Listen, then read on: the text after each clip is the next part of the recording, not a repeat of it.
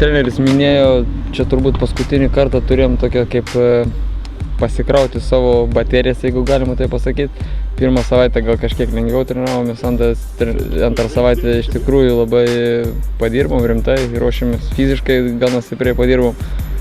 Ruošėmės, matysim, treneris akcentavo, kad turbūt paskutinis kaip ir bus. Dar ir spalio mėnesį kaip ir nusimato pertrauka, bet manau, kad esam pasiruošę paskutiniam ratui rimtai nusiteikę.